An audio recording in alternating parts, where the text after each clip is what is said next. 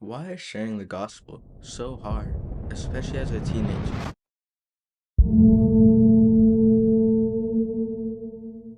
Well, when we share the gospel, we go through many inner conflicts with ourselves.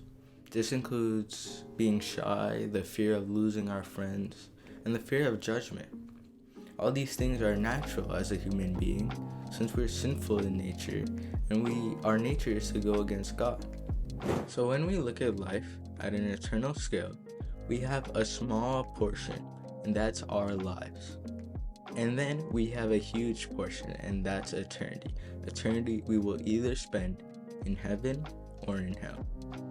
So, are we working towards eternity this life? Or are we just enjoying this life? And then are we going to suffer eternity in the next life? So if we don't want our loved ones, our friends, our family to go to hell, what should we do? We need to spread the gospel. That's our number one goal. That's our number one thing we need to do in our life. That's the only way that these people can go to heaven, is if you tell them the gospel. So one way we can spread the gospel is by being godly.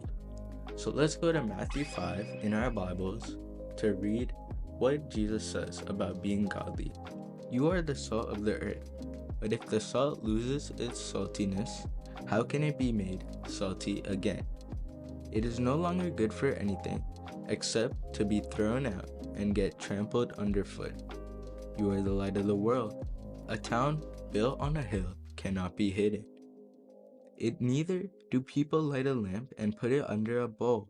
Instead, they put it on its stand, and it gives light to everyone in the house. In the same way, let your light shine before others, that they may see your good deeds and glorify your Father in heaven. So, when we act good to others and we show the fruit of the Spirit, others will ask us why we're like this, why we're so happy, why we're so joyful. And then we can use that to spread the gospel. We can glorify our Father with this. Because when people see this, they see a difference in us. Everyone else acts different. Everyone else is sad. Everyone else is going through pain. But even if we go through pain, we have a hope. So we're always joyful. And people will see this. People will see the light you're shining on others. People will see how you're a salt to the earth. And they'll ask you why. And you can say, it's because I have a God who came down for us. And you can use that as an opportunity to spread the gospel.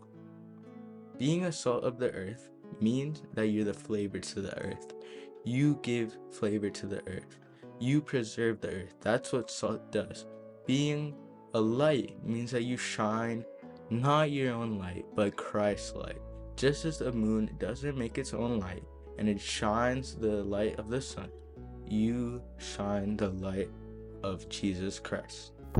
Second, you can sit with unbelievers. You can sit with those who want to know about God. Sit with them. Sit with the unbelievers. Sit with the sinners. Don't make yourself far away from them. Sit with the outcasts, those who have no friends. Even if it's awkward, just sit with them. So let's read 1 Corinthians 9. For though I am free from all, I have made myself a servant to all, that I might win more of them. To the Jews I became as a Jew in order to win Jews. To those under the law I became as one under the law, though not being myself under the law, that I might win those under the law. To those outside the law I became as one outside the law, not being outside the law of God, but under the law of Christ, that I might win those outside the law. To the weak I became weak, that I might win the weak. I have become all things to all people, that by all means I might save some. I do it all for the sake of the gospel, that I may share with them in its blessing. Paul says, I have become a servant to all. We need to become servants. Just as Philippians 2 tells us of Jesus and how he serves us. He came in the form of a servant. God came for us in the form of a servant. So we should serve and love others and tell them about the gospel. Paul says, to those under the law, I became under the law. To those outside the law, I became outside the law. To the weak, I became the weak. I became all things to all people. And so we can sit with the unbelievers just as Jesus did. We can sit with them and tell them the gospel and bring them to be saved. So to end this video off, I want to paint a vivid picture in your mind. Imagine all of your friends, all of your families, all of the ones you love standing. And then imagine God on Judgment Day. There are two sides. There's heaven and hell. Where will all those people go? Where will you go?